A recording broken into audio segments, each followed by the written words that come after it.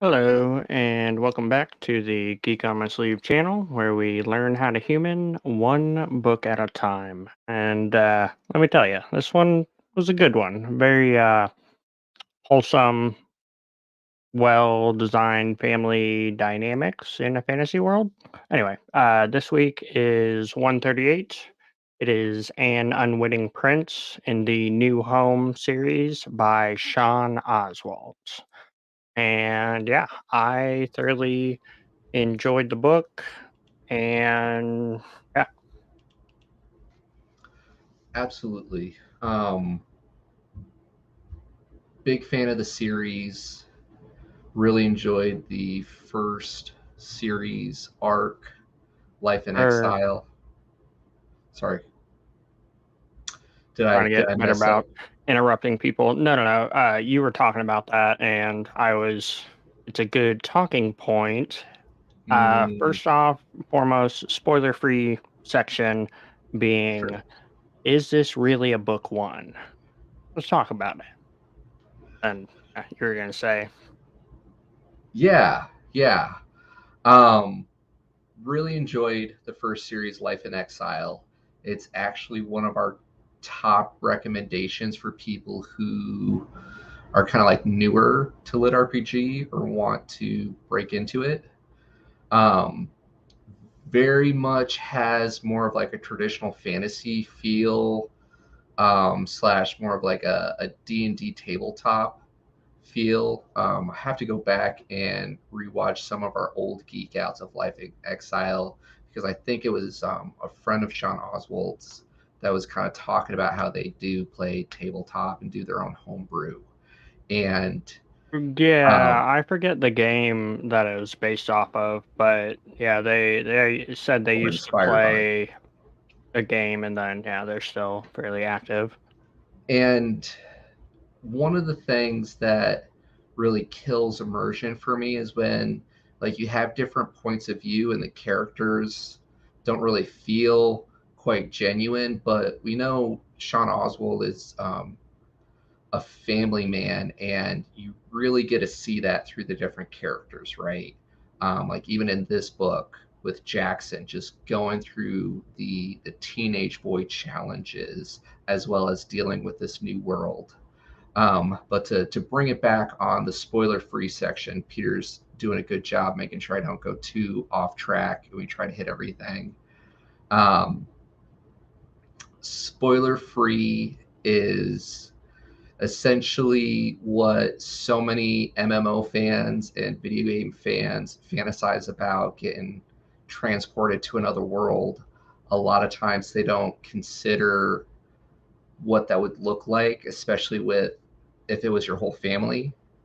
And we get to experience that in this series. And the discussion point is the first Life in Exile is pretty much the perspective of being, there's different argument points, but if you're looking at it just from the family's perspective, like going and getting transplanted into this whole new universe, kind of like a Sekai with the whole family, right? Husband, wife, 3 kids, ranging from teenage to, not quite young child.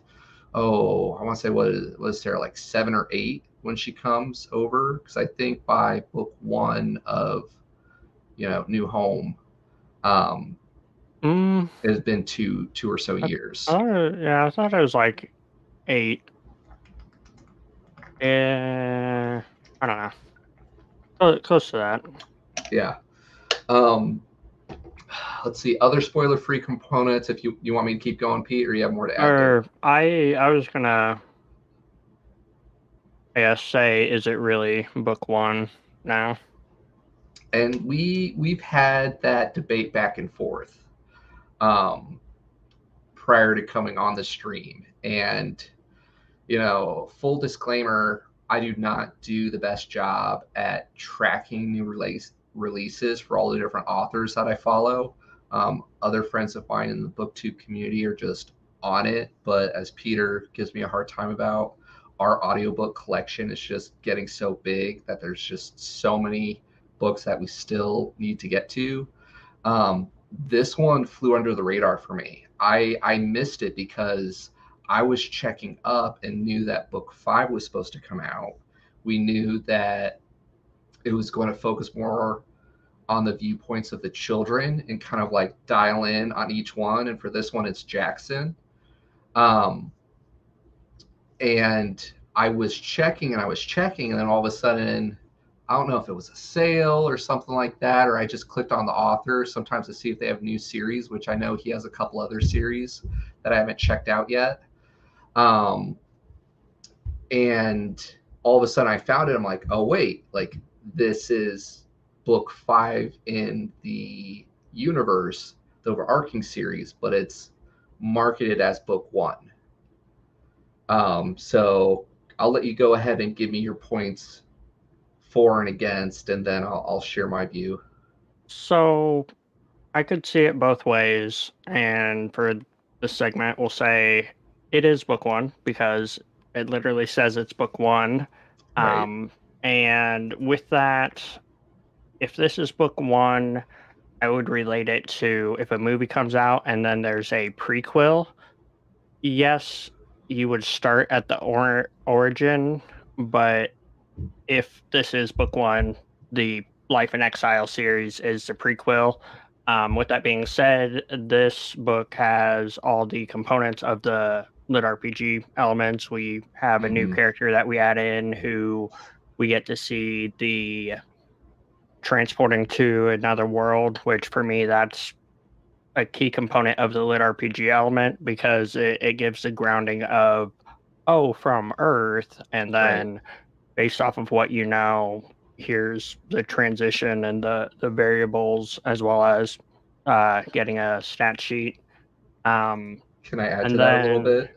yeah, So, one, from somebody who had read, Life in Exile series and then coming to this, it was nice because we got another perspective of what that experience is like, right? Like we've met one other person that came from Earth, and we really didn't get that same ride, right? But we were dialing in on the family's experience, and that was fresh in our mind.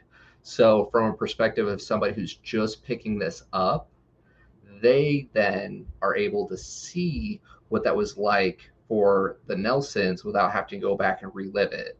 So in that sense, like it was great because if somebody is picking this book up as book 1 without reading the first 4, they still get to see that through Kara's perspective and kind of what it's like, well, and that's and they can where kind of like, oh, okay, so that's what happened to this whole family, right?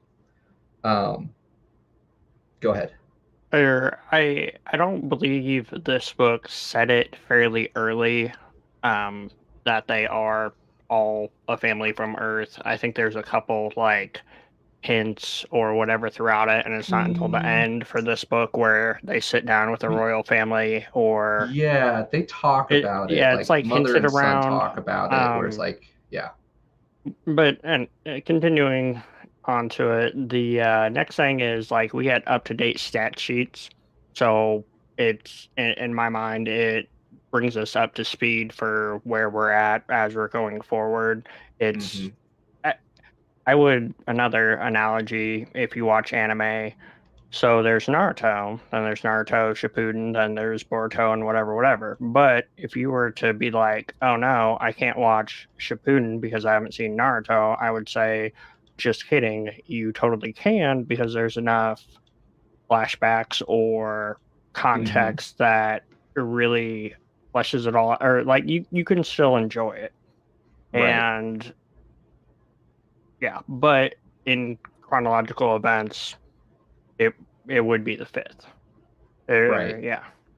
And I think, we've talked a bit about it before where, kind of like one of the big series that really got you kind of like back into reading, being interested, is more like Mistborn, right? Where that kind of is the true book 1, as well as like a number of these other lit RPG series that we've done. But coming from like where Dragonlance for me by Margaret Weiss and Tracy Hickman was like my major just obsess about a series, it kind of has a similar feel to the first book with the War of the Lance, right? Like there's history between these characters. We learned bits and pieces about it pretty early on about the situation, and I feel the author does a good job kind of explaining that and filling in those details, as well as just as the characters kind of reminisce about how far they've come, you kind of get brought up to speed.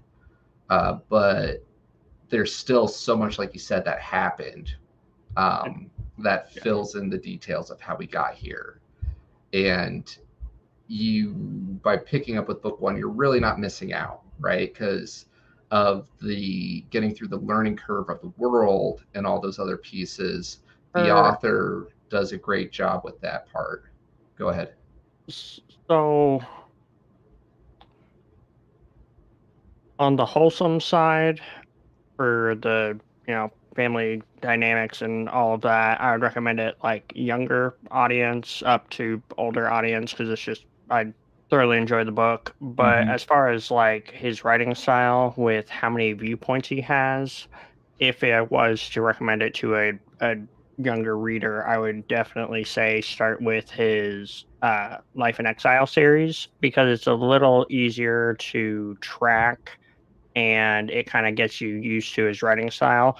In Mm-hmm. my opinion, he does very well with his beginning chapter blurbs for location and Right. who is the main viewpoint of it. So it, yeah, I just for recommendation for younger, yeah. Mm-hmm. Yeah, I remember he did a pretty good job just kind of reading through some of the other comments that people left on, I think it was Amazon, and that was one of the complaints was too many points of view.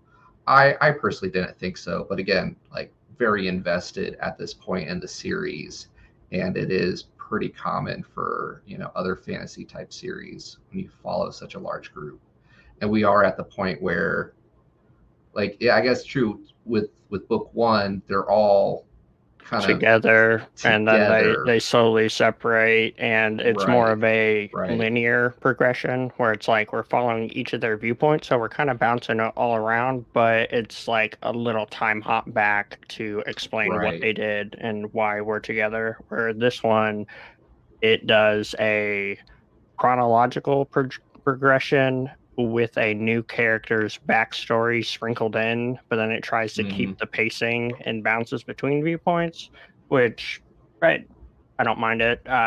For the first time through the rereadability after you get to some of the end chapters, if you did not read the previous series for understanding things. But yeah, honestly, if you couldn't tell, I would say this is book five, chronological order of events.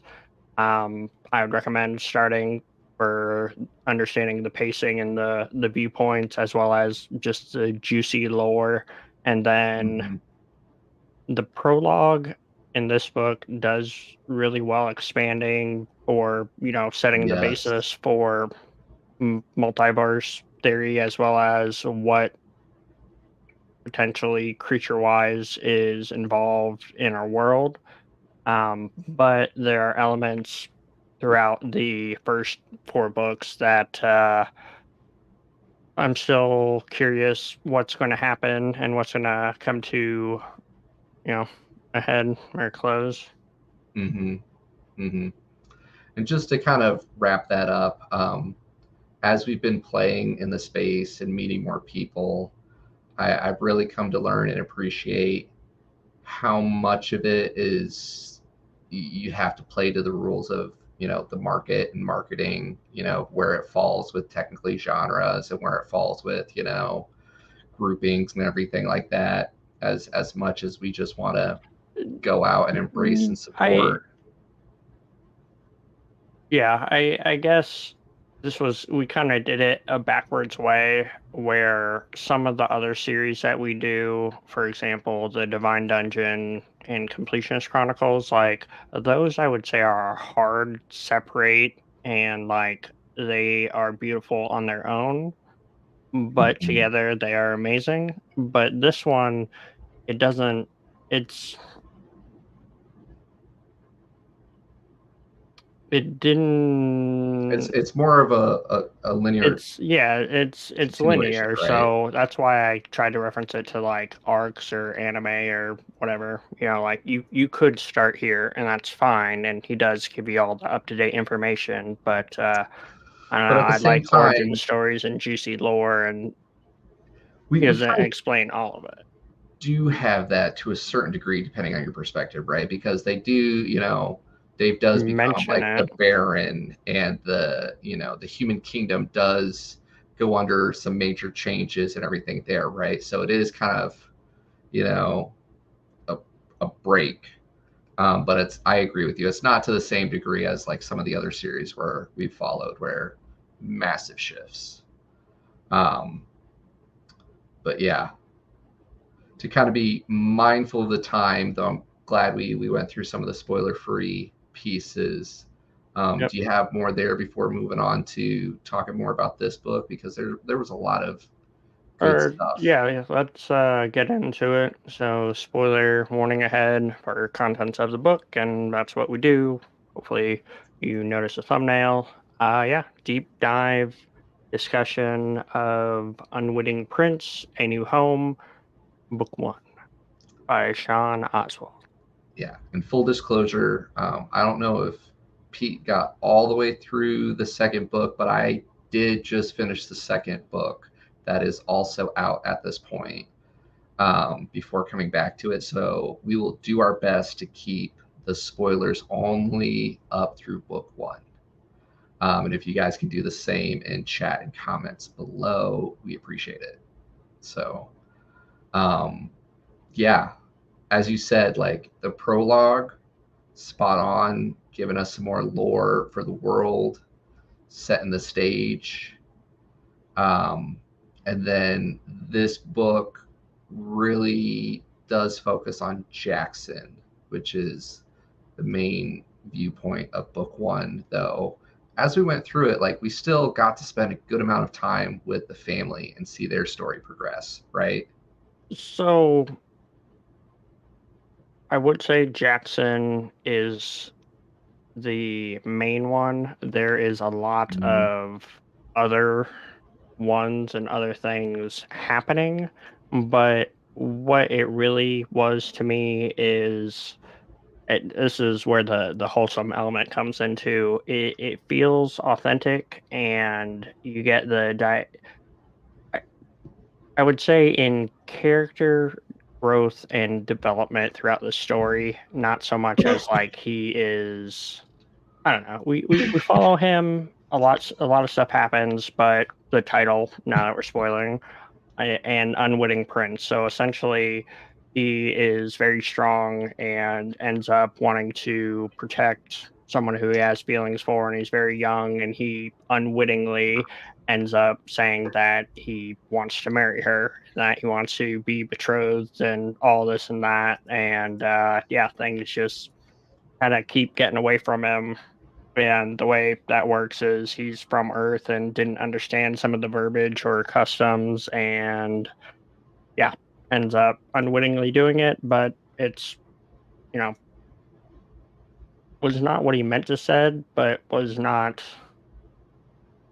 that he Yeah, regrets it. It was so as far as like character development, as far as like all of that, yes, Jackson, but we do get a lot of time with our new character and her kind of origin into it, as well as we get to see the whole family. I think Mira has the least, but that's because book two is all her, right. or not all her, but But she's the more of main her story. viewpoint. Yeah, yeah. Um, while we're kind of on the subject, I know it's very important to you, as you talked about the title. You felt past Peter's check of approval to where it made sense, right? Or at least you figured it out. Or Um, yeah, go ahead. what about the cover? Because that's Okay, also something that's what important my for comment was going to you. be. Like, So did it this scene was so happen? close, so Are you able close. are you able to pull it up? Buttons. There you go. Uh, more You buttons. you can get rid of me. There we go. Okay. So it was so close. Like, this is a big key points, probably one of the best battle scenes. It's like a running battle throughout the capital as we've got 8 million different things going on. Right, And of course, we save everybody because we're awesome. But the right. cover happens to a degree Yeah, because we're missing the acid from Sarah in the background. We do get battling off against the orc. I enjoy the artwork. I enjoy Sarah being in the background, and she was there, and this was a thing. But I felt like we were missing the acid, and then I guess I could buy, the force of the blow connecting, creating like a wind or whatever. But I would have enjoyed some like inner castle stuff going on. yeah. It was the closest a lot of them come, and I was about to I'm say, just give I'm just give some credit where it credit's due it here. is a good one. It is, yeah. Yeah, Too many book covers are irrelevant to the storyline, and that's fine. My perspective primarily comes from Japanese television or anime, where the title sequence kind of, gives you a loose idea of what's happening. So this one did well. Bonus points for it is a thing that happened. Um, and I can right, understand why they would not do some of the elements for it, when it's smaller, seeing those little details will just muddy it up and not make it look well. So I can understand for artistic and design decisions, right, but right. it was almost there. No, again, it comes down to where like the cover still in this digital age is what sells, right? And we understand that authors sometimes they have to just go the pure marketing route. But as the fanboys that we are, um, it's nice when you get to see it. It's that foreshadowing, especially if it's from something, because it's like, ooh, I get to look forward to that. Not a false promise, right? We didn't see some new crazy abilities, um, and yeah. Also, just gosh, Sarah's development in this group, the fact that she got to be on the cover because we got to see her growth and development a lot with her new, is it Epic class? Am I getting that Or right? she already had the epic class, but she's since turned 10 and now has unlocked it. Also just like all the foreshadowing and build up to that, right? Like spending the extra time in the dungeon and then like having the opportunity to fly with her dad in a controlled space and then like being in actual combat and helping him out and just like she went from oh, my little baby girl, to like Drake, Goblin, Bunny, Petal, right at this point. Yeah, yeah, And then all the foreshadowing quotes we got from, was it like the Monster Queen or I see, I thought those were her, but then the scene at the end of this one, it could have been someone else. Um, so that was but there's like there an are interlude. like 2 in there. Oh, Yeah, I know I'm taking us way off point, but the second, like there are two different people that we kind of get interludes from, and that's where we get to see at the end again, kind of like minor spoilers because I got through book two, um, but I'm pretty confident that she's our queen, and just seeing her, so because we even get that perspective where she already struggled relating to people when she came to Aloria, right? And then she bonded more with the monsters, and getting to see her think that way, like with the scene where she plays with, I think it was the king's nieces or something like that, two yeah. noble girls at the Capitol. Um, yeah. So to bring it back, I'm glad that she got a place on the cover. Really looking forward to book three of this series, where we get Yeah, to and I focus on guess her perspective. they all got quite a bit of advancement. Yeah. So to answer the question, you felt like this book scaled pretty well, looking at where we were from the beginning of book one to book end in our lit RPG progression of acquiring skills and abilities and Yeah, yeah, experience. yeah. We got a lot of character growth and development throughout it, Yeah, and so I guess if that's a direction we can go. we try to Scrolling. keep to make sure we hit all the key points. So for Jackson, oh, he gets the opener. He's in the capital, and he ends up getting a free day, or escaping his guards or whatever. And he gets in a fight with minotaurs because sees them there, sees the weapon shop open, even though he doesn't use them because he's monk or hand to hand fighter. He still wanted to check it out. Sees the minotaurs, they won't let him in. Gets in a fight. Um, And that's where we get introduced to our new character. We get a bunch of her backstory, but for Jackson, then we go and we get a reward and essentially get to ride on the Griffins. Or is that where he gets a reward? It was meant to be seen as a reward. For Jackson, a lot of this book was his mother learning to step back and accept that he is officially an adult by the end of it. And uh, so when they were arguing about, the king did say, "Yeah, this was meant to be seen as a reward." And Okay. Yeah. that scene with the Minotaurs was incredible, and we really got to see him just try to embody his Nelson values. And so many times, he's lost in this new world, and he just sticks to his core values. And to call it like it is, he lucks out, right? Because he picks a fight with essentially a squad of Minotaurs, these elite fighters that are hired for their mercenary abilities. Love the progression that we get with his gloves and kind of the mentorship there, literally having a voice in his head. And yeah, he gets sent on the scouting mission where we learn more about what's going on with the orcs. And again, seeing the perspective from Kara to how the orcs got to this point progression wise was a lot of fun. And I enjoyed the addition of Kara because we it it is a vastly different cultural viewpoint, so to speak. Mm-hmm. Um, I don't know On if it multiple actually comes out levels, and right? says that she's an immigrant or whatever, but I think from she's a first different gen. cultural Yeah, upbringing, and the variation between your whole family comes through, and the support dynamics of like you owned a lot of stuff, so you got a lot of financial aid, which spoilers for other series, but that's fair game. Um, right.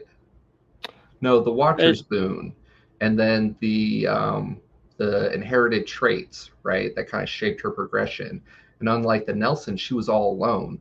And something yeah, that want to call out to before I forget is also time and space, because the way it sounds, she could have come out of like a similar time period, but it was like 30 years or 20 years earlier, I think, like almost 20 years. or So she, 26.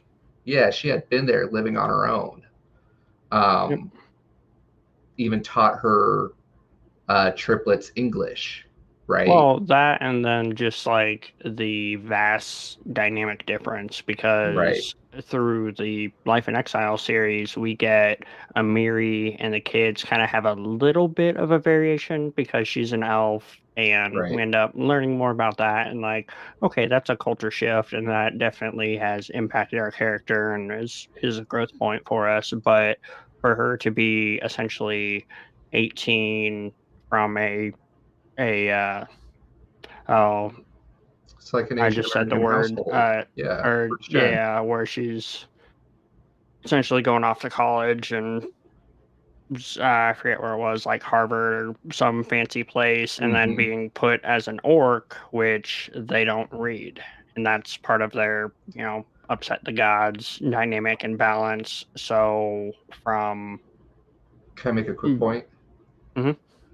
one of the things that like you get out of the life in exile too is just the mother's journey with embracing that dark elf heritage, right? Like you see how she literally like the paradigms and the concepts of just like family and values shift as she like basically downloads it or assimilates like the first time she connects. So we don't get to see that in as much detail with Kara, but you kind of know like Or by it's becoming an orc, she, it's not just transported into it, a new vessel. It literally changes your outlooks on everything. or I Um, was more so going for like environment. Like I'm true. sure if she was in a human settlement and had an opportunity to do the books and the other stuff, she would have had a completely different path.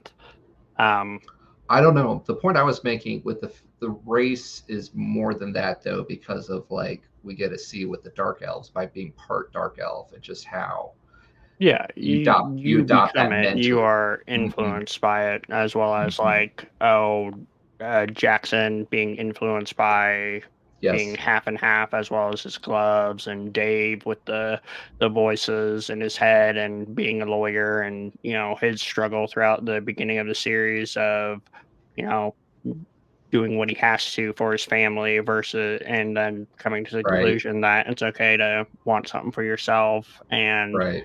and not living that you're doing a disjustice or injustice to. Yeah, so they all have a lot of Gloria character development throughout it, and we talked about Sarah with not getting along or not really relating Hmm. to the other kids just because of the culture difference, and then bonding with the monster friends. And Right. Right. oh, it just yeah, Mira and how she's essentially a teenager, life stuff, not really getting along with the parents and so on, and Hmm. just how she really embraces this life and she gets really specialized in a thing, and that's her new Yeah. thing. Yeah. In addition to, so Kara, I think you said it was 26 years. Yeah, But it's then with chapter titles. with the Nelsons, we also have the time dilation of the dungeon and how much that's changed them as well. Yep. Uh, but yeah, Which that's where I think they've been in Eloria for a year, but they've all experienced a different time compression or time dilation due to the dungeon. yes, yes, it's so well done. Um, but at the point, I think you're kind of going through this book's chronological, and I'm glad we pivoted to fill in the orc backstory. But on the scouting mission, um, we have Emily and Jackson going with the captain and kind of getting to see his eventual fiance's kingdom, right, and how they operate, dealing with this challenge. Um, Yeah, and yet again, just like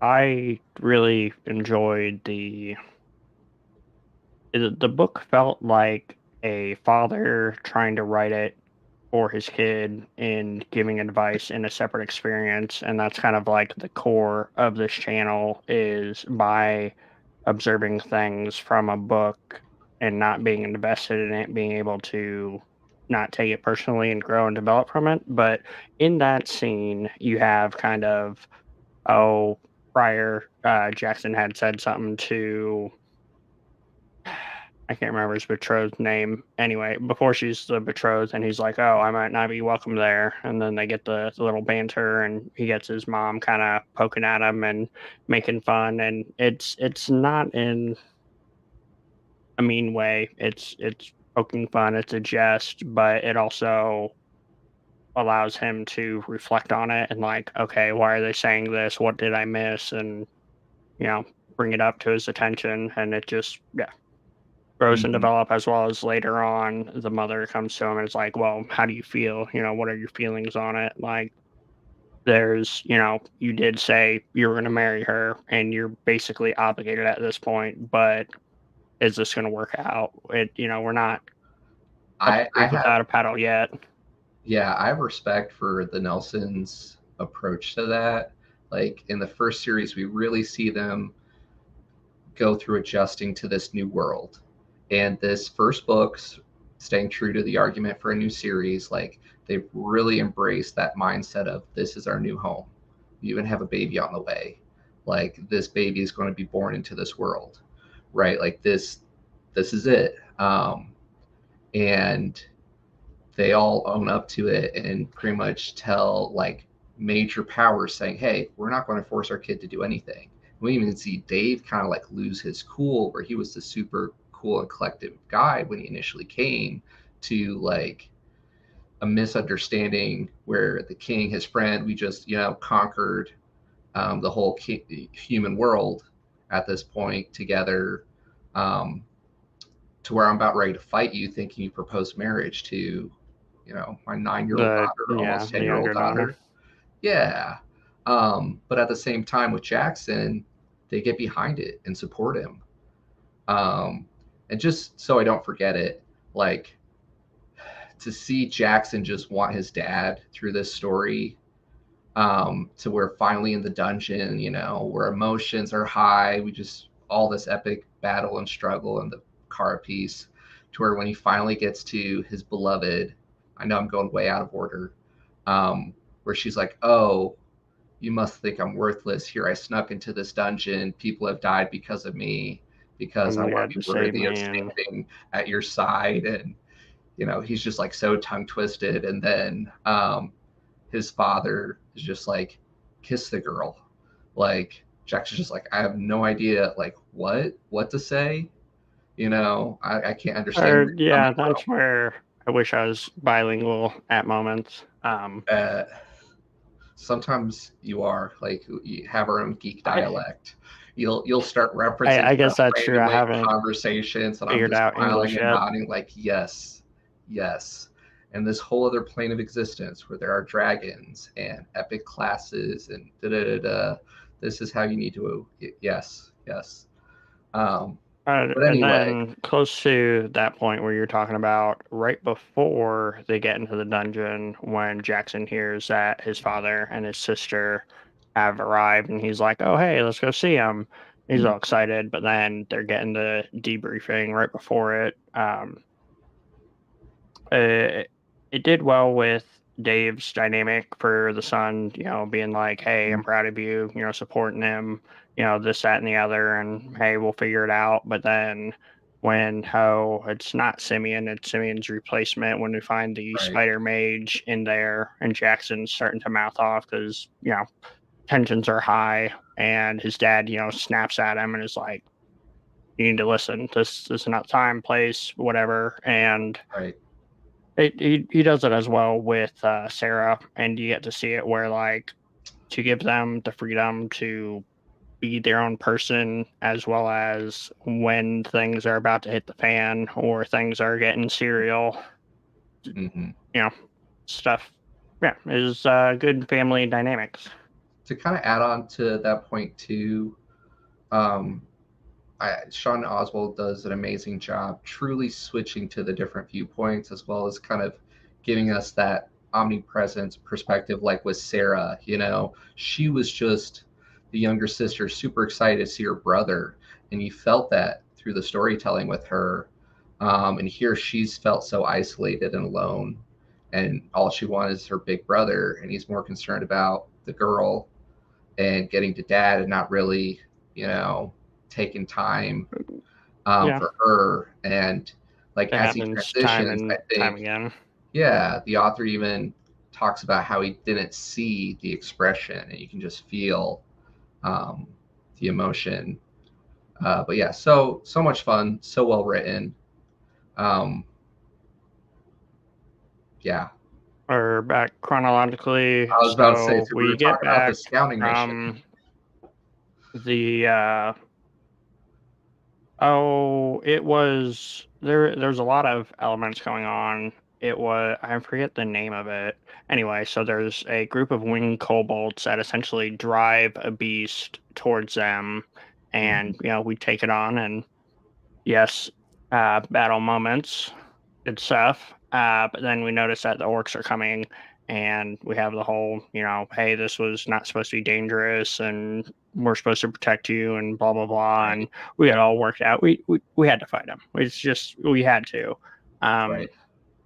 there is a slight it didn't add up for me moment, as essentially it insinuates that when, or I guess it's a little later, but continuing or whatever, when Jackson defeats the orc in single combat to, be able to be set free and answer their questions, they basically say, hey, we saw her, or is this why you're here, whatever, whatever. And then we get an interlude where the guy is reporting like, hey, I was unable to save her, so I felt like we killed him. Like we let him go, but then we had people after him, and then we killed him. But then later on, he's reporting to him. I don't know. I may be wrong, but felt like there might have been an inconsistency. But anyway, so it was another kind of awakening moment for Jackson, where he's very confident in his abilities, but he essentially is trying to, you know, beat the orc into submission, and the orcs are a very proud race, and essentially where he's trying to retain or contain someone, and he ends up, ending his life. And it's kind of a weird point for him, and we get to see the emotional impact, but then to turn around and get a win and to continue doing it, and then he gets put into the duel. Yeah. Um, If I can, real quick, again, we gave the shout out for Dave. Also with Emily, just kind of being there for him on that mission as emotional support in those moments where it's like, hey, I can she's tell still gonna, physically you're well, but emotionally you can yeah, scar. yeah, like way to go, mom. And And she has just him to take a not minute. push it, because Yeah, then he's coming, his reflex, he even says, is to say he's okay, but then he looks down and it's like, I'm covered in someone's blood because this right, messy business. So right. able to put it all together, Yeah, as he's well fine. as right after when they get in the duel, or they're about to, she's like, Mm-hmm, I'm not okay with this, I'm going to step in, and he's like, I got mm-hmm, this. And then just to believe in your kid, even if you don't agree, but right. to give them the opportunity to fail, but to be there to support them. It's a fine line, and that's what's so fun about this series is just seeing that family dynamic of watching the kids grow up in this new world, and accept the fact that like age 15, he's an adult. Um, Whole different paradigm from back home where it's like, hey, like at least 18, if not, early 20s, go to college, et cetera, et cetera. What do you mean you're going to marry a princess and fight a 1v1 PvP duel? Um, where not only are you to win, but you can't win too soon, and walk this dance and kind of bring it back where, yeah, yeah, don't want to go too far down that rabbit hole. I really enjoyed Jackson's journey, and way to go, Emily, for being mom of the series. Uh, Speaking of that, like combat is a big thing for you. I know we're trying to go through the chronological, but like this is what fight scene 4, 5, 6 at this point. I almost feel like there's a fight scene or some at least minor scuffle every other chapter. Mm, there was one scene that hurt my feelings, and I will get to that momentarily. But overall, I enjoyed the combat, um, as well as the acknowledgement that we are pretty OP for some of these engagements. We didn't have, not everything was a complete blowout, and uh, yeah, yeah. My favorite fight scene was towards the end when we get the orc raid on the capital, Yes, and just all the different dynamics of like, we're going some through the large scale dungeon to save combat. the princess. Oh, beep, there's, an orc invasion, and then the different dynamics between like trying to get them talking while they're still engaged. And we get to see that with the orc duel earlier that we were Hmm. talking about on how the witty banter is part of the dance or part of the combat Yes. into as we're saving the princess, we realize that this other woman is from Earth, and then we also have our daughter who's in danger, who is being attacked by something inside her, and it's just like all the different stuff going on Oh, into the cover art for the end scene, as well as seeing Sarah, utilizing her powers.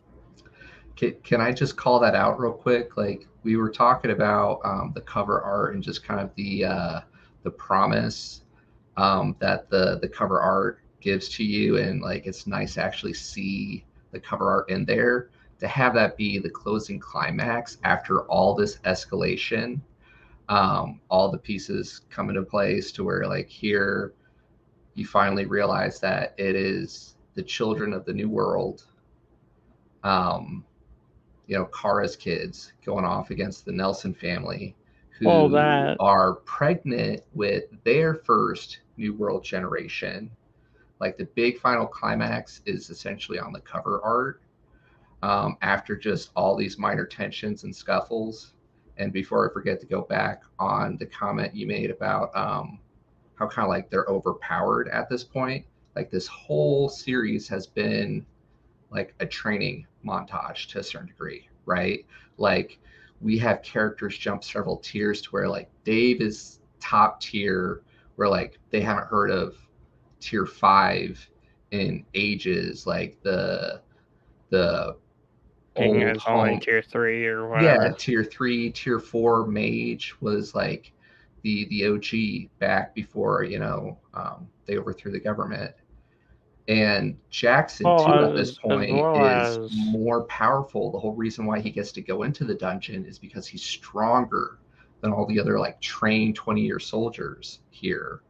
Um, just our monk BA going fist to fist. So yeah, like a lot of those combat scenes leading all the way up to it, like yeah, just well played. he also tried to fake us out a little earlier because as we're going through chronologically, he gets into a skirmish with the orcs pretty soon. Mm-hmm. Uh, he didn't have a hammer. It's unarmed combat for that scene, and the scuffle, happened differently throughout it. So I was like, orcs, humans, what's going on? Oh, not really. Okay, okay. But then Right. it brought it home at the end. So yeah. Yeah. But there's one scene, and I'm gonna pretend it didn't happen. I forget what chapter I said. Anyway, so essentially, when Dave is inside the avatar in the dungeon, and we get the group of adventurers and his daughter who are going through it, it says that he can't speak, but then he ends up having dialogue throughout it. And as the fight scene was happening, I enjoyed the dialogue, but it couldn't have happened. And I felt like there were a couple ways we could have got around it, as well as there was a lot more that could have gone into it. Let me explain.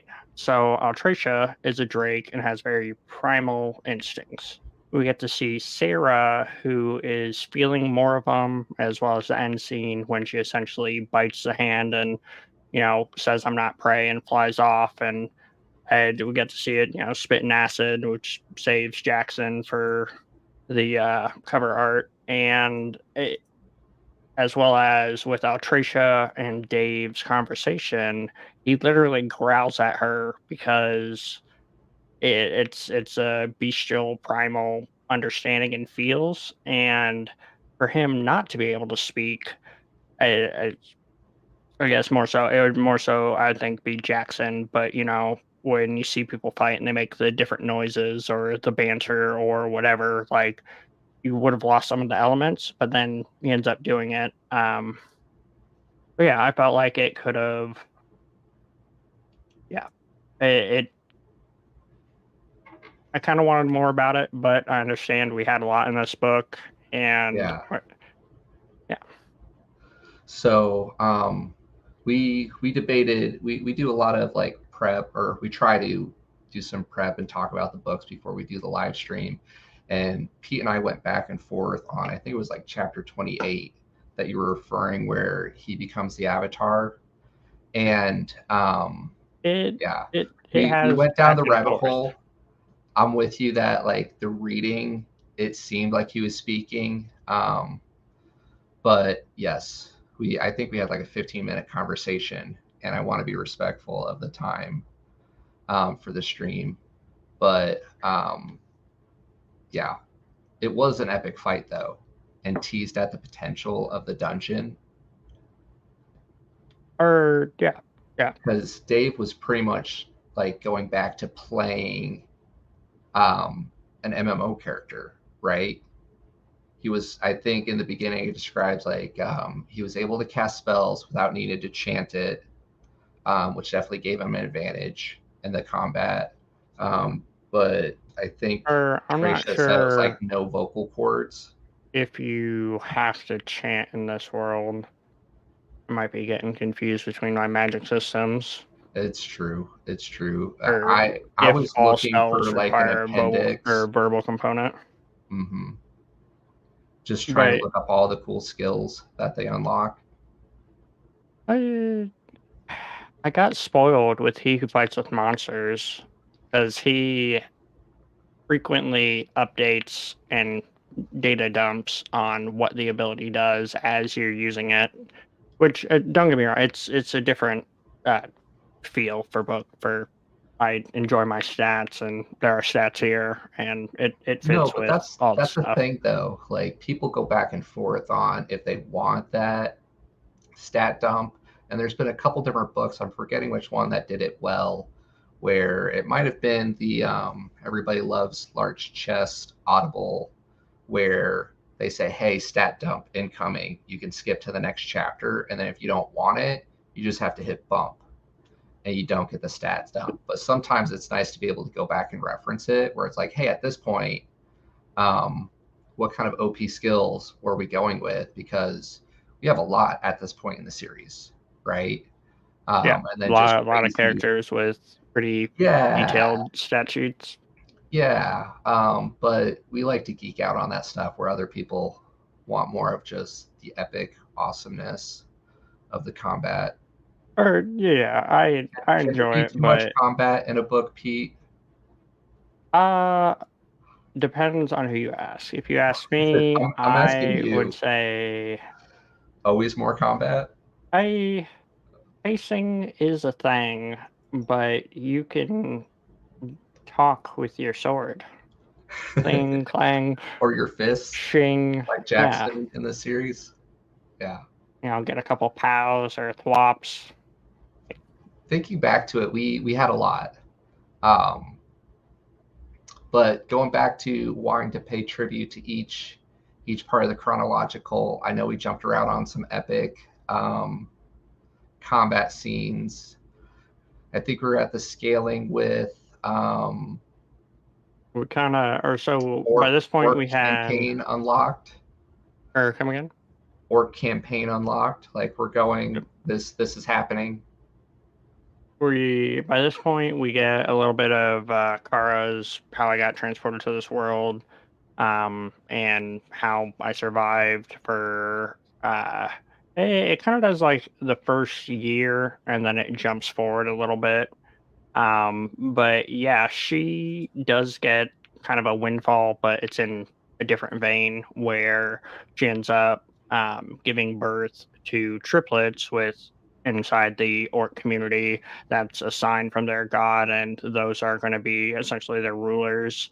So she goes from essentially a nomad, and they want to kill her because she's a honorless, because she doesn't have a clan, to fast forward, has a lover, and we don't get to see too much of that, but we do know that he ends up dying. Anyway, she has triplets, and you know becomes the or I can't remember the verbiage, exalted more or less because she is the one who brought the triplets to them. Yeah, I appreciate that we get to see from kind of the orc's perspective why that is important, right? And I want to say we get kind of like we get little bits of the orcs in Life of Exile too, kind of building up into this point, and the foreshadow to where it's like, hey, this is one from the Watcher's Test, is the person who gave birth to the three, and how it always is. And when Kara first comes to the clan, because the orcs are very tribal and in small groups and settlements, right? They don't just build up permanent Or nomadic. structures. Yeah, yeah, and that's something that she asked about. And the children's father, husband, um, he explains it like they have what was the word they used? They weren't the three, but they pretty much had like advisors, right, of the clan, Yeah, three of them. it's like con, shield, and assassin or whatever. It's like the Right. the head, Hmm. the leader of the military, and then it is someone who can do stuff that the Like head a can't spy be seen master, doing. Yeah. right? Yeah, the shadow person who just takes care of stuff. um but they were so sacred to the orc and part of like that lore that when it happened, that little clan ended up uniting and becoming, literally a nation. And we get to see through Jackson's perspective and the Nelsons of just like in the past, they've had skirmishes to the point where even the captains speak, you know, the orc tongue from like generations ago, because they're just that much of the ancestral racial enemies. Um, and yeah, went from started from the bottom. Now lots and lots of orcs.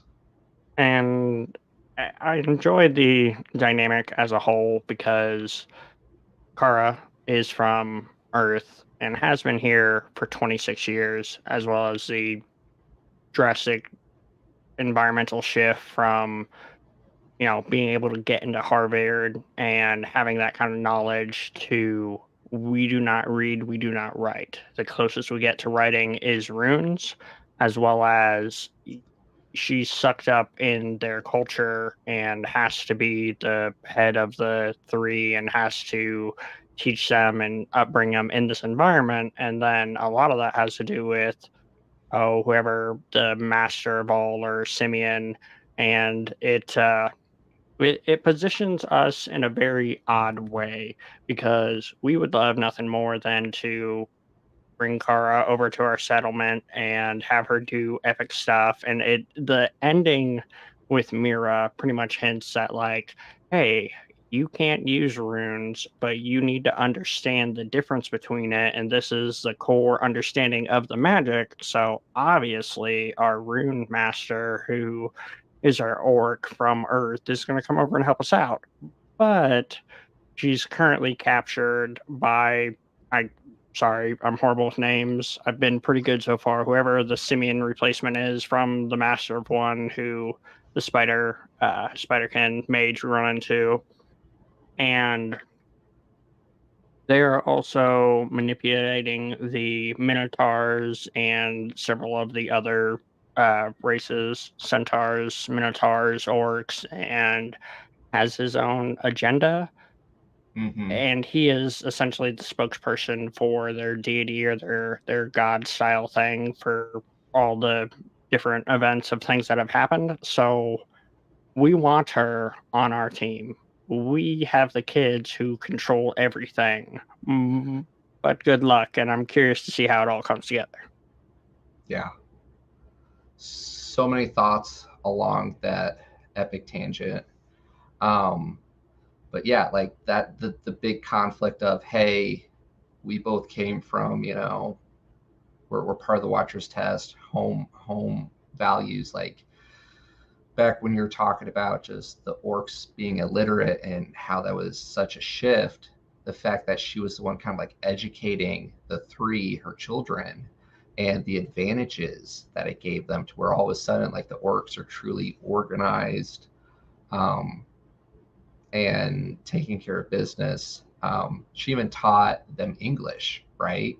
So then, in a way, here we are, racial enemies, using a language that is not native to this world plane of existence, et cetera, right? Like the Nelsons basically do like private chat with English at times. Um, so yeah, and then yeah. So many, yes. Well done on the scaling, the build up. You I would think the miss only that. thing. Well, real quick, we were talking about that with point of views, and some people complained about too many points of views, but you would miss that side of the story leading up to this point, right? If you didn't get the snapshot of what was going on with the opposite faction. So decisions were made. I enjoyed the book. Things that could have been done separately is we could have had like chronologically Karn's story and then get into everybody's story. But with the content of it, you would either have to make it longer, which I'm sure we're going to be sprinkling more of the I'm always okay backstory lore with more to read. throughout it. But the pacing worked out for me between continuing where we're at with our timeline, seeing what all is going on, and then we got like snippets and snapshots.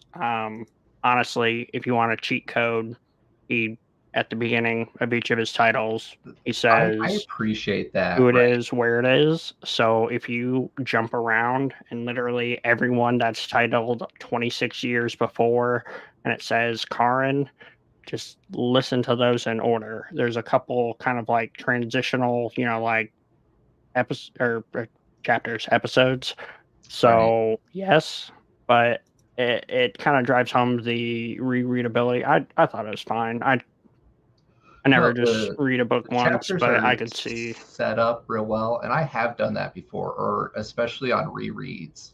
If I just want to go back and see it from like Kara's point of view, you could just jump to those chapters. Um, yeah, So yeah, like I see it both sides, but it adds the rereadability. And now since we're in the spoiler content, it, initially you don't know that the full Nelson family is from Earth. There's like hints, but then it comes out and directly says it when interacting with Karen, or maybe it does say it earlier when it I thought Car it it kinda, did. like, hints at it, but then it says it, so then it adds the if this is book 1 rereadability. Um, yeah. So I am a little bit more prepared than I usually am. I have the Kindle pulled up, and we talk about Earth early on, page 8, page 11. Like, Or yeah, we um, talk about Earth, but that's from Karn's perspective, and then the Nelsons talk and hint about English. I think this is Jackson's chapter, actually. Oh, is it? Yeah, and it might, again, Okay, just okay, we listening to it, do. but It just it's subtle. It's very subtle. It's just he talked about sweet bread found. Um, oh, sorry, I just lost my spot here. Just as on earth before, so too in Eloria, his vision took root within some, but was struck down. And then chapter 8, talking about sweet bread, a couple other foods that reminded him of earth. So it's like very subtle. and But we don't spend a whole lot of time on the process that you get in Life in Exile. In a lot of ways, it's just more subtle reminders of home. yeah, and that's where yeah, it's not quite a flashback. It's a hey, we Mm-hmm. brought it up. Kind of Dave has a similar thing when he finds the amulet and he hits the table and he's like, "Oh, I didn't realize that whoever sent the spider earlier that we had to defeat is still pulling strings behind the scene and whatnots. I enjoy the fact that we learn more about that organization as well with the the master. Um, yeah, the scaling is just done so well. I'm getting really excited and enjoying seeing how like all these epic people of legend get built up. Um, yeah. Well, it's almost feels like it began with the end or whatever in a sense, because my understanding, and not 100%, but the master or the ruler of all was from Earth that has found a way to cheat death and is now pulling the strings behind the scenes. Hmm.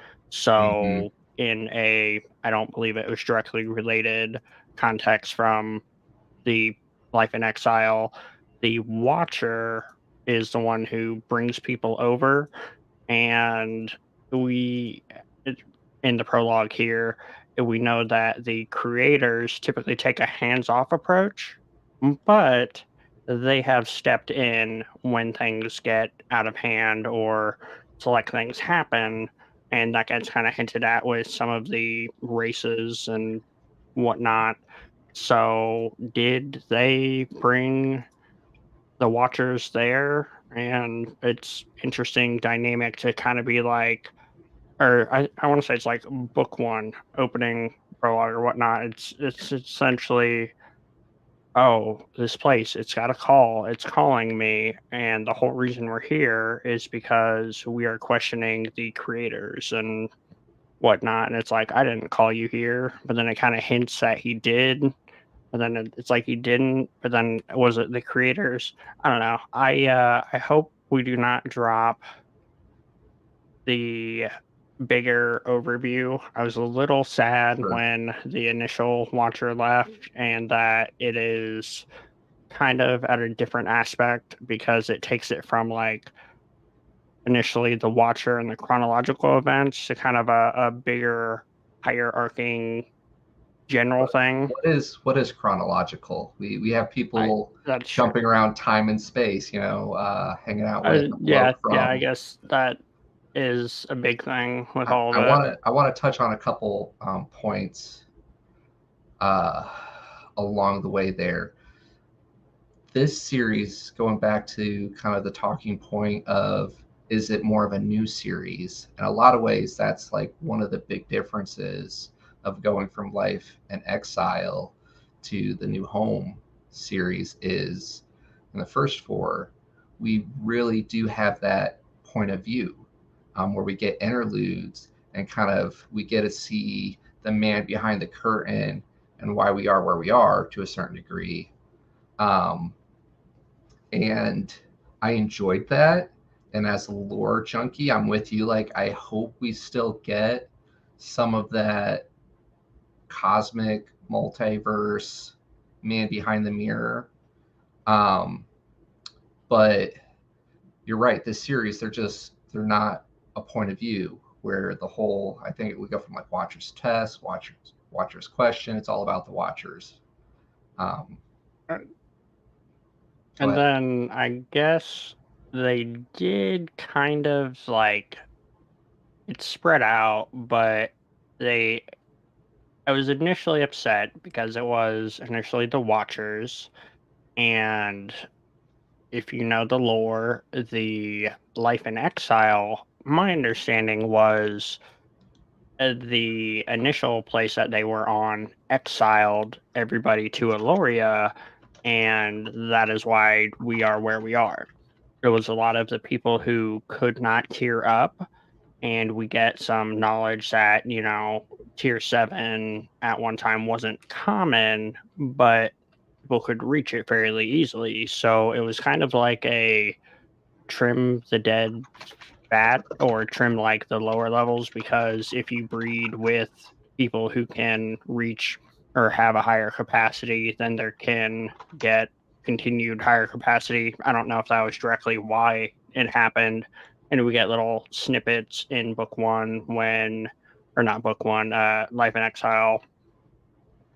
Trying to remember, it might be three, it might be four. Anyway, we get a book from the elves, and it has an excerpt in the front that's like, we didn't agree with exiling everybody over there and blah blah blah. And then he kind of like hints back and forth in this book where he's like, oh well, back in Earth, that was used for, I forget the reference, but it meant, you know, from here to there, not through time and space, like shifted you to another world.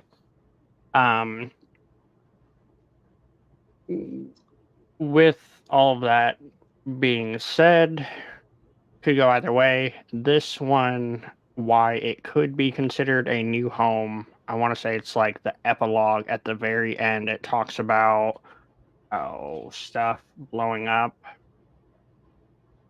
It almost made me feel as if the place that exiled us is no longer a thing. I assume due to our evil overlord who wants to control everything and is sending the Spiderkin after us because he wants to recruit us because we're Is awesome. is he evil? I think he's just Or misunderstood. he could be a, I cannot say that because it is critical stuff from Mistborn. Um I thought our rule yes. was if we've talked about it before, it's fair game for reference points. But yeah, Or you know. wait, You I know. Um, yes, Yeah, or so for people who I'm don't know, enjoying. the theory is you are doing the right thing, even or you have good intentions, even if the result is not. You can things can become skewed, or you could have made a mistake and been reactionary, and you know, Yeah, yeah. I'm enjoying the. There's so many subplots that the author just does so well, kind of bringing us along, and you need Life in Exile to get all those pieces. I'm very cautious about what I say right now because I've gotten through book two, and we do learn more, and I'm really enjoying how things are building out there because it just keeps expanding, keeps scaling. Like if you think about it, in this lit RPG grind, if you can go to other planes of existence, um, yeah, the yeah world gets pretty big pretty quick. or and Excited. then so a couple, sorry, random talking points are, we believe that Dave is at the end of his scaling. He gets a tier 5, and it tells him you can no longer go any higher. We get a reference in either prologue or epilogue where it talks about there being tier 7s, as well as in those we get there used to be like 10 races. And I don't think it's actually the epilogue. I think it's a conversation between Mira and, oh, the Sun Elf ambassador. I Yeah, he's not a main character yet. Don't know his name. And they're talking about his understanding of how they got here in exile and the different races. And there's another snippet where it's a quote from a Miri a couple days before the like battle of the nine, whatever, and it explains that it's not all races. Some of them are territories, like humans can contest multiple places. So, a potential moving forward. We do know from Life in Exile that we can get bumps to our max tier because we do end up getting that boon, so we can go further. Or we could have our children, uh, you know, surpass us, which is a thing. Yeah, and who knows what else will unlock more skill progression, um, and yeah, even just I think it was, oh, what's it called? The not the Sun Elves. You just said it. Oh yeah, Sun Elf, Is it the Sun Sun Elf and Moon Elves? Elves. Right. He's known as like a spell master, which there's a difference between experience accumulation and being proficient like at the task, right? Being good at it and understanding it, which we get to see um, through. Oh, I'm just Or we get to see a couple different ways because yeah. Miri takes Mhm. over his golem and talks about how refined and how controlled his spell forms are, and then Yes, oh, there's another one. I can't think about it or can't remember it, but it's one of the things that I really enjoy about this series is just the magic system. It's more than just fireball, right? Especially when you're an epic meta mage or multi-classing. Oh, what is it? Our juggernaut, yeah, it's a spell tank, or it's a combo. It's not. Oh, what is the phrase? It's to prove that magic can do anything armor can or yes, whatnot. yes. Um, love the class system as well. Well, Um, and that's the thing I enjoy with his main character classes is they are opposites or things I wouldn't typically stick together. So Amiri, our mother, is a healer and a priest of Chanel, but she is also a dark elf assassin. Uh, right? that makes sense to me. You need your squishes to be able to dip, dive, duck, dodge, and It's not vanilla, dodge. Yeah, and right? Like then as far as class systems. Keep with going. Dave, he's a frontline tank with uh, well, heavy armor, but he's also shooting lightning bolts and using frost armor and drilling holes through fortresses and releasing his oh alcohol clouds, and he's doing other stuff. So, Yes, yes. and Um, then with Sarah, I enjoy the spin on a hunter because typically, like you get a different pet and it's either for damage or for off tanking or for whatever. And it's like, we've got a bond. You're my familiar. But she directly gets buffs due to it and they're more influencing her. So it becomes a part of you. And with that right. being said, we completely forgot about It's our also like part human, Treant guy right? Yeah, yeah. And then by bonding through in the relationship and bond there, um, rating a sentient being. and the build up to her eventually being like the monster, queen, um, Or and being be the that's gateway, why right? Like here he was because Emily has the quest where she needs to get him a new hand or whatever, and then all of a sudden in this book it goes from like 6 months to 18 months where they have more time, and I think a big or part of that, she got him the hand and now it's understanding him because he's a right? hybrid Treant human.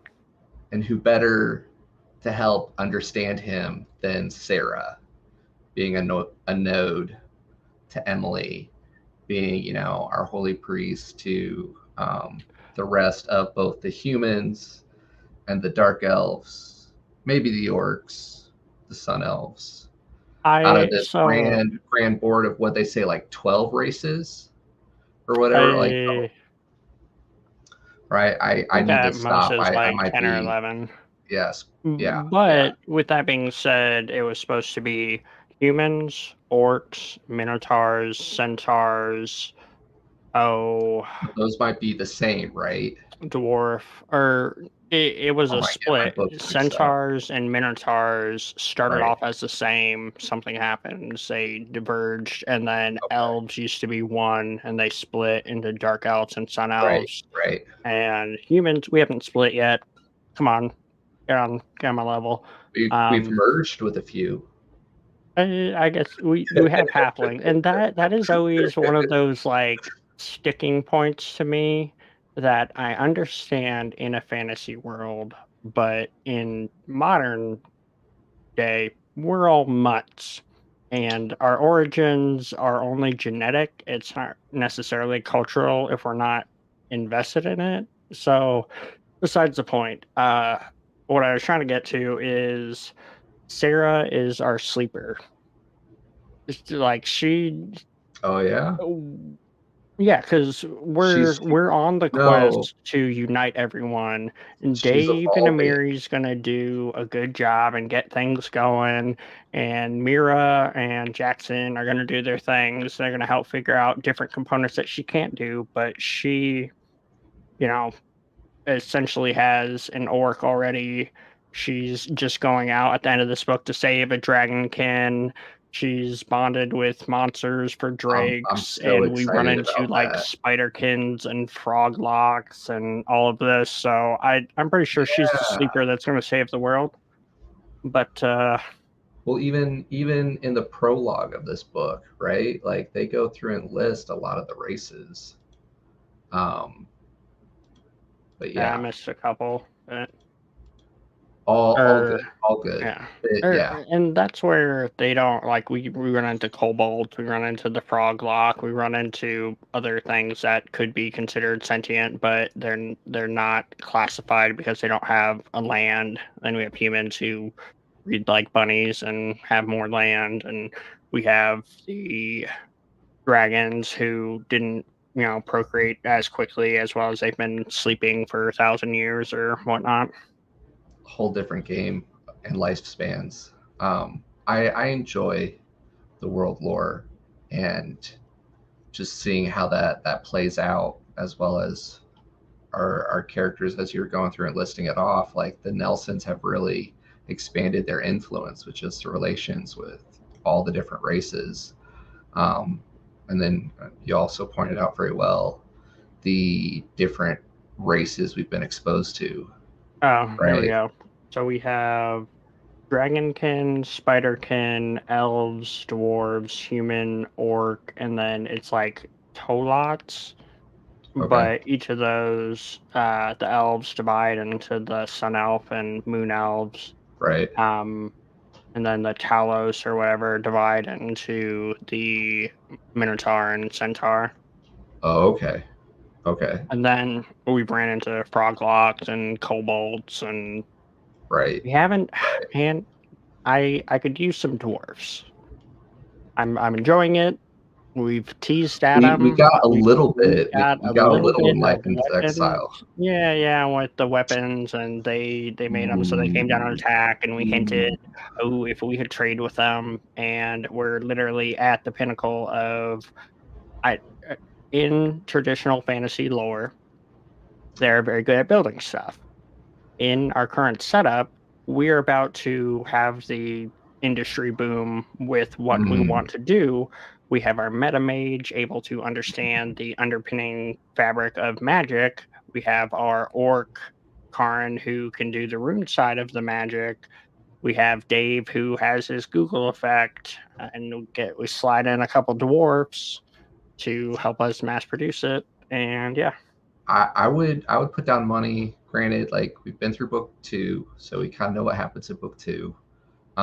But we know that the dwarves are also like racial enemies of the orcs.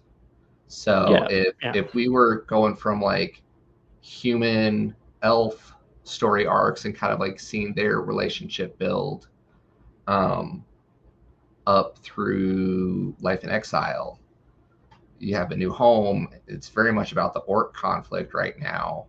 Dwarves would be a natural progression because the enemy of my enemy, right?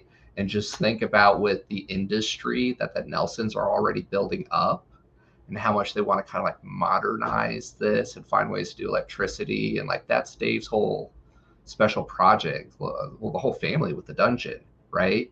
Imagine adding some like dwarven engineering to that stuff. You can make a lot of realities possible because they've been trying to figure out Or they're like gonna bring combustion the m guns, metal right? component. Dwarves are gonna bring Yeah, the metal, the rune person's going to be able to actually put it on there, and then the lynch or another potential linchpin. So towards the end, we get kicked out of the dungeon. All of the dungeon monsters run off into the forest and fornicate. Um, and they will create new things that are not dependent on the They magic. talked about reproduction a lot in this book. Just going to throw that out there, but continue. And so when an elf and or human and or race dies, they can be recreated. Now, I don't believe we're at the level of completely creating a sentient vessel or soul or whatever. We're getting closer with Mm. Dave and how we essentially create a copy. He has to inhabit it, but what's to say we don't figure out some magic mojo voodoo? Because we do know that how you get XP is when the soul or whatever separates and you get a bit of the runoff or whatnot. So, There's a lot there, and I just want to kind of point out we've played a lot in lit RPG space, so we take for granted kind of like dungeon mechanics and dungeon cores and just et cetera, et cetera. But in this world, having a dungeon, just having it in your land that you can outsource, like in Life in Exile, is about the rights to go and fight in the dungeon, to actually have a working relationship with the dungeon, to where it the changes the dungeon dynamic. is growing and evolving thanks to the relationship with Sarah thinking more like a human. um Gosh, like, think of the scaling for possibilities with as early as we are. We're 2 years into this, and we're at like MMO level where, hey, you want me to play an avatar for you where if it dies, I don't die. I'm safe here chilling, in the back.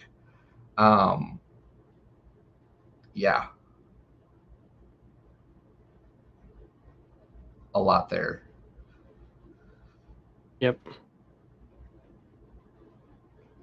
Yeah, or sorry, on the dungeon thing.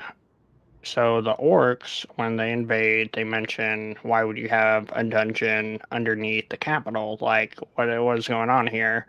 Right. Because as we know, the dungeon monsters can escape and then ravage the town and make more of them, and from their perspective are typically very dangerous spots.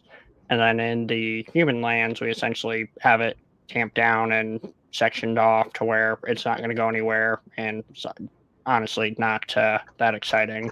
Or maybe we just destroyed it because of how powerful we are, and then running into our dungeon where we actually have a bond with it and it's boosting our potential. Yeah. So variabilities. Yeah. Yeah. Yeah. Yeah. We went down a rabbit hole there to kind of do the chronological justice. Um, when I did think we we pivot? only I think we skipped over Dave's section. Because we did Jackson, we did kind of the intro to Kara, we Mm-hmm. did going on the trip with the Griffins, and Mm-hmm. then we get some interlude lore for the three. And then we're kind of into the Bastion of Thralls, where we get Dave and Mira, where Mira is essentially having to play chauffeur for the Sun Elf, doesn't care for it, convinces herself that she needs to go into the dungeon, is doing stuff there, looking at magic, and sees Dave uses dungeon transport going into the dungeon, which then she's like, "Oh my, someone's teleported in there. We need to protect the core." Um, which we don't. Uh, and then we get or Dave. Sorry, it's he has a random. I forget why he attacks. Oh yeah, he's being a baron, and one of the guys is not doing his things correctly and has lost his It's titles, and he's going to Yeah, it's confront the him. rebels. It's the rebels from the previous government. right? Yeah. They've taken over. They've He got stomped named most of them Baron. out. This is the final Hmm. stand. Hmm. That was a lot of fun. That combat there. Um, and if you think about it, as far as books goes, like this one just hits it on all levels of combat. Everything from minor scuffles to 1v1 PvP duels to full comp like army engagements, large scale stuff, and seeing the possibilities there and just like Dave's experience. You know, he went from like MMO raid night, right? So like he's no noob, to where now he's one of the highest tiers, you know, known to be alive. Um, and then basically leading the Or armies of men. 1v5s. Yeah, yeah. So his growth and development, and just with the way things are scaling, some real possibilities there. Um, yeah. And then they had the dungeon crawl at the end, right? Yep. Him leading Yep. that way. The fact that he's able to show up in kind of like a foreign land where, hey, oh, yeah, like, looks like our children are getting married. Oh, your daughter is trapped inside this dungeon. Well, sorry, King, you can't go to save your daughter. I'm going to go save your daughter. In fact, like, I have some Well, time to I spare with just you. Um, the fact that we're in a foreign land and we're like only the strongest need to go. We need to save this, and it's all of the people who don't belong to us. It's yeah, literally, yeah. the uh, wife, the dad, and the son. And one of the things that we've talked about before is just kind of like it's an awesome thing to happen to get to that dungeon crawl, right? Like you want to see the family and the new world, how they're handling this challenge and the climax together. I But so you don't I want it to be pushed. Let me finish real quick. You don't just want it to be pushed for the plot. So the progression of how we got here, right? To where like originally there was only 3 spots. So of course we're going to go with like the captain. You know, we understand how Emily gets him there. Like she's an adult BA priest assassin, right? Who the captain has actually seen in combat, so they have combat experience together, thanks to the scouting mission. And then the boys, you know, fighting for a spot. And then the king's like, you know, at this point has already told him to shut up. This is my daughter. am the To king. where that, yeah, yeah, to where then all of a sudden, like Dave, who just showed up, like literally just showed up, he's like, oh, if you need the strongest guy, like I should go with my wife. And the king's Uh, like, you know, really? And he's like, well, you see, I'm literally the most strongest guy here right now. You know, humble flex. And It's like, okay, captain, husband, wife, that makes sense, right? And then you got the minor, you know, our 14-year-old I boy is like, enjoyed I'm going to go. And then it's like, okay, if the 4th slot, he gets it, hits the buzzard, the emotional turmoil of Jack's up to this point. But it's not just, okay, yeah, like here we are, responsible parents. You know, we're just going to throw our son into danger at this point to like the build up, the climax. I'm getting trusted to go save the girl. and then I was gonna say I enjoyed Dave being like, well, I'm the strongest because it wasn't arrogant, pompous, over He the used top. It his was very, diplomacy hey, skill right yeah, there, right? here we go. This is life, and it was accepted. Where most time people are like, what It's so really? well written, right? Like there are times where the plot just pushes the story along and it kind of like breaks the immersion. Um, Sean did it really well, really well. Um, And then I was a little disappointed with like the dungeon because it was like rats, slimes, and a puzzle, but it had a lot of other things going on for saving the princess, for dealing with the spider mage, for seeing Karin and getting her backstory, and telling us twice that she's from Earth, where the Spiderkin told us, and then she told us, and so like right. there's a lot going on. Um, Combat could have been a bit more, but we were overpowered and just But slaughter, and it emphasized it. more combat. You I feel I like we didn't didn't have enough really combat. You um always want more combat. This is true. When in doubt, when in doubt, and he does it well. A lot of times, like the combat's really high level. With his writing, it feels blow by blow a lot of the times in the skirmishes, which is a lot of fun. Really helps with the immersion. And then it just scales from there because we go from the we're in the dungeon, get to the princess, we realize this, orc is actually from Earth, and then we get the ping that our daughter's in trouble. She's being attacked by something internal. She turns Mhm. of age. We're on a rush to, continue this get out just to be thrown into an orc invasion or a military event. And Mhm. then we've got to, dynamically fight these people off and shift to, next objective of saving the daughter. And yeah, just Yeah. we get Yeah. to meet two of Karin's sons, or one son, one daughter, two of the kin. Right. We don't get to meet the Khan. Not yet. Not yet. We got to save that. Like the scaling, I'm telling you, so well done. So well done. Um, Or yeah, and it's set up to it is there. There's going to be several conflicts. Like even if we get the Khan the and master's her kin promising, on our right? side, all of the other factions, as well as the only reason you three are in control is because of them, because of the god and because of how they do stuff. So they could easily kick you out. Like Mm-hmm.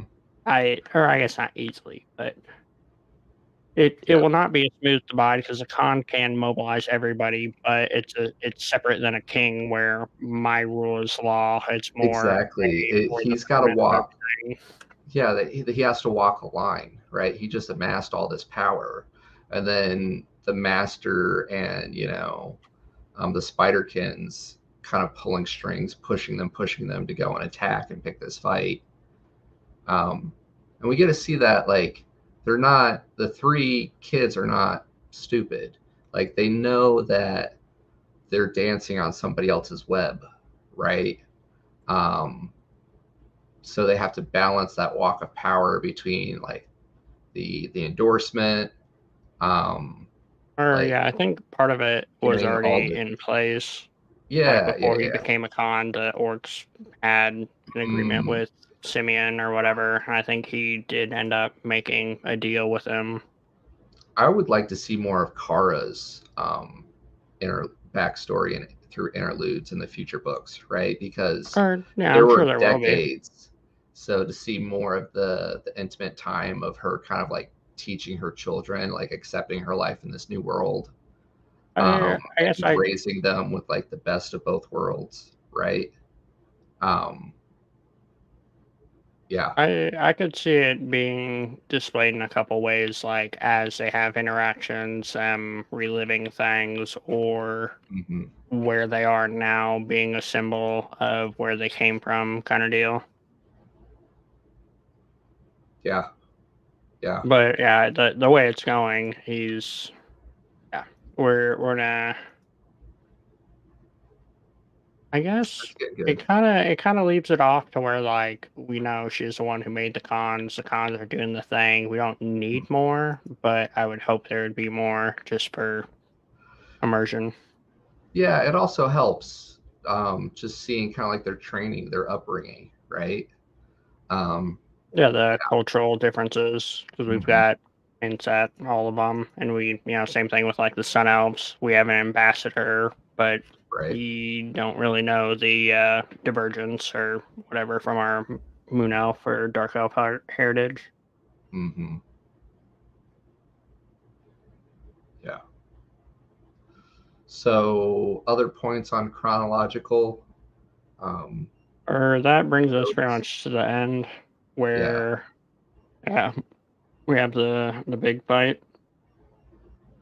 I feel Then like they we've get away. already talked about it so many times, but what were some of the high points for you for the big fight? Because we talked through the dungeon crawl, which that was pretty straightforward, right? Like we basically face rolled level 1. Yeah, Um, find the spider mage, make the right. deal, um, use our, you know, put a hole through thing's power, and then we get to Mhm. see the fiend. And I was it makes sense, but the fact that Amiri was able to kill off the fiend, I felt like it shouldn't have happened. I felt like that was my boss battle I was looking for, because the guy's trying to banish him, and of course he doesn't want to go, and he's starting to lose control. And we could have smacked up somebody, but instead she one shots him. It was an epic shot. It was It a was an epic great shot. bonding moment. It is literally what That's- you do, but we could have smacked someone. We needed them in But good condition for but everything that happened after. That's okay. I'm it okay with it. was They yeah.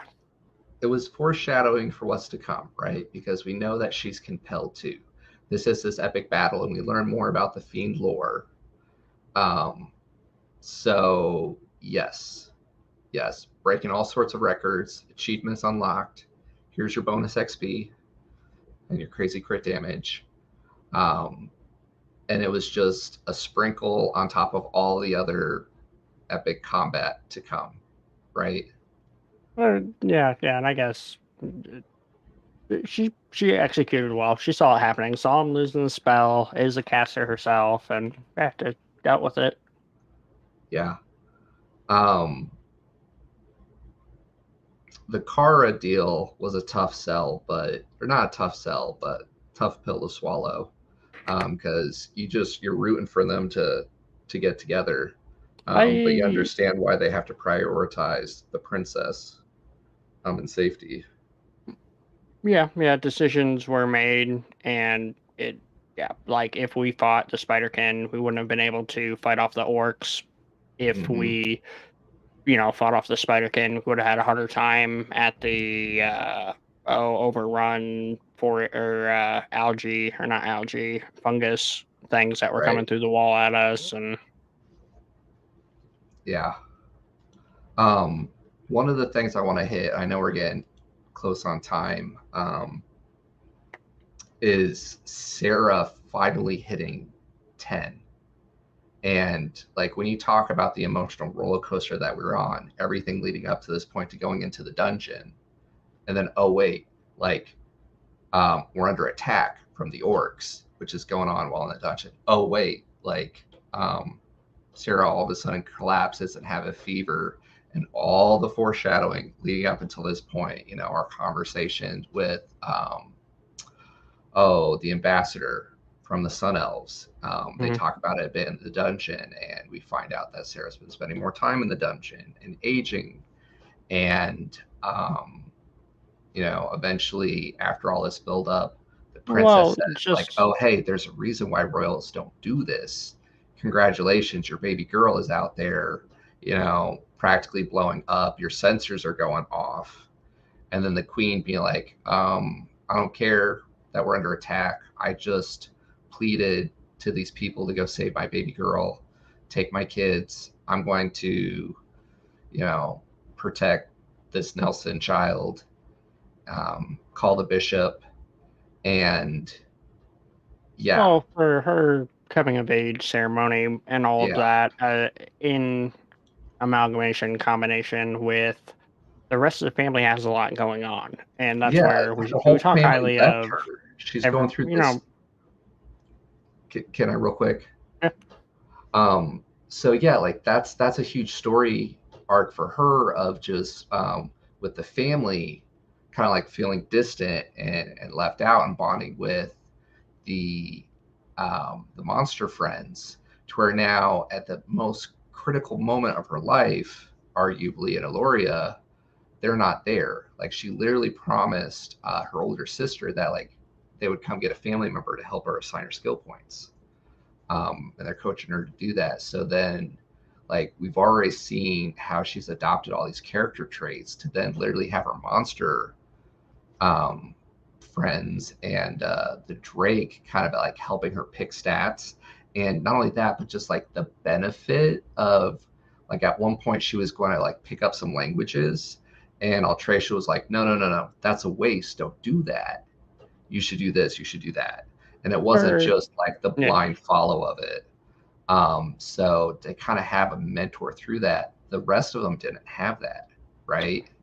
or I guess the kids kind they of. could have, and she kind of had one because when Amiri was asking for help, um, she got it, and she got her epic class when Okay, Sarah was in the so the loading kids kind of room did. and asked. They had the Watcher stuff, and I thought that was going to be a Watcher's boon moment, but I can't remember if she's used it all up or whatever. I guess I it said that she had more continuation.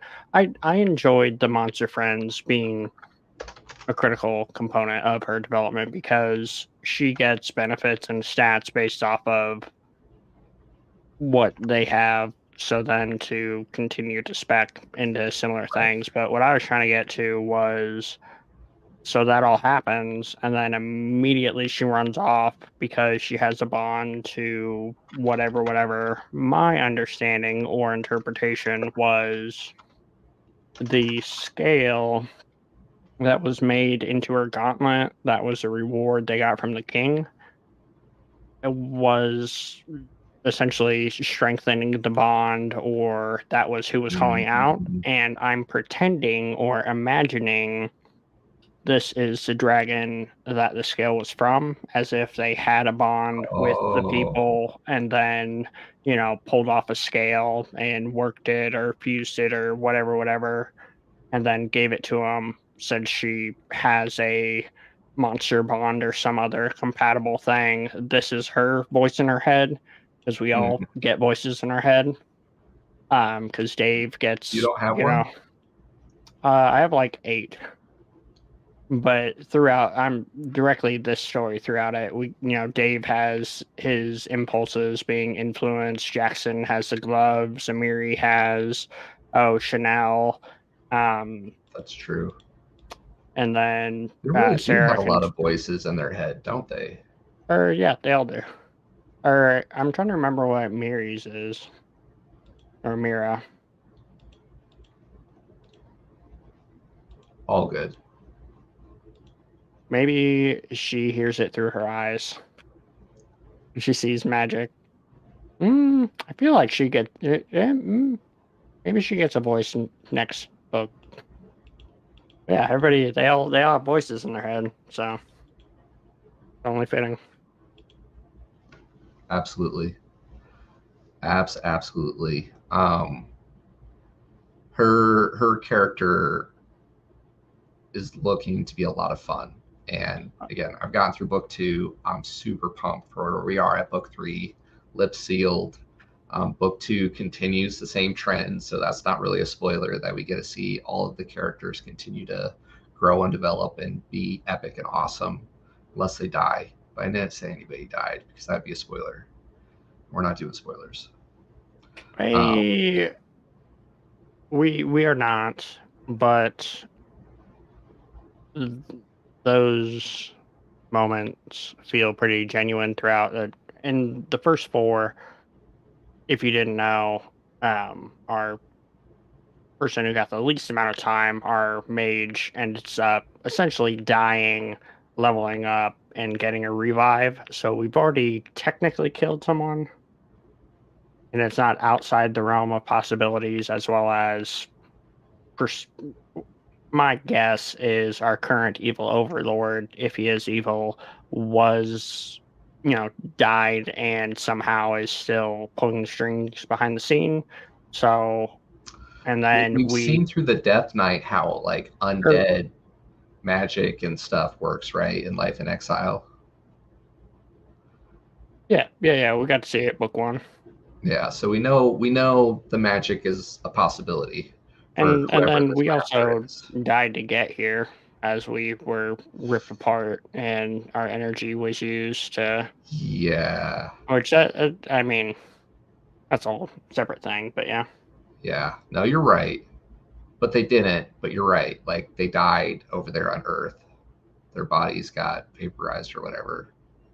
cease to exist. Um, yeah, epic book. Always hard to hit all the key points. I feel like we did it relatively justice, hitting a lot of the good stuff. Definitely hoping to get book 2 on the schedule. We're kind of just easing into 2023. As always, keep sending suggestions our way on the Discord. Let us know which series you want to see us finish out. Um, Oh, uh, I have not sized this yet, so all good. Some other oh, housekeeping. Um, we have another stream coming up with our good friend Chaz. Going to be starting a new series with him, going to some sci-fi roots. Do you have the next stream sized before yeah, Chaz? I just threw it in there. So not this Wednesday, but next Wednesday. So week and a half, we're going to be transitioning to Savage Dominion. I believe we said it is on pre-order for Audible. Comes out the 17th. Yep. Is the third book in the series. So it's on pre-order. We haven't listened Final to it or what? and presumed final of the series, the way the scaling's going. Um, so yeah, yeah. Or I guess I haven't been in the series for a while. So I'm excited. Luke Chimolenko's is one of our Instabuy authors. You can go back and look at our Geek Outs. I want to say his first 10 was Ascend Online, right? but Um, there's only yeah, in the Sound first 10 Online. Geek Outs, Oh yeah. we talked about Ascend Online. And then Luke Daniels does a great job on the audiobook performance. He's another one of the narrators that we always enjoy getting. Though I think some of the voices overlap for us since we've done other series by him. Um, but it's a lot of fun. It's kind of similar to Life in Exile, as far as feel with the fantasy, right? Even though it's a lit Mm, RPG, it feels a little bit more fantasy ish. or yeah, I'd say in the realm of fantasy, completely different dynamic where it is a young guy and it has more of that sense of humor. Mm-hmm. So there's not the whole wholesome family dynamics. Um, it's more one guy dealt a bad hand, and I want to do it my own way. Thanks for the tribute. Thanks for the abilities. Right, Here we go. right. Yeah. Um, feels more tabletop, less video game, which I would say is the same for Life in Exile.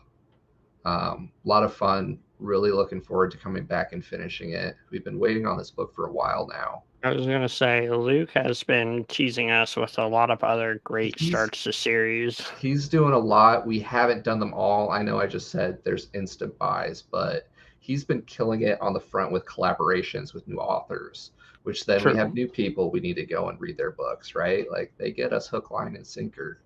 And it's all great stuff. There's just so many amazing books we wish we could get to, at least when it comes to geek outs. Uh, but yeah, yeah. Yep. And then don't have the final date. Watch social media, and I'll try to plug it in the description below. Upcoming stream, the Leviathan Wake series with Chaz. Um, Great guy. We've done a handful of geek outs with him. We'll make sure to put those details after the stream is done down below. We'll probably stick to a relatively same schedule, either a Wednesday or the Sunday after Savage Dominion 3 Void God. And yeah, anything else, Pete? Nope. Pretty much wraps it up. Thank you, everybody who made it through live. Thank you if you made it this far after the fact. And hope to geek out with you here soon. Bye. Bye.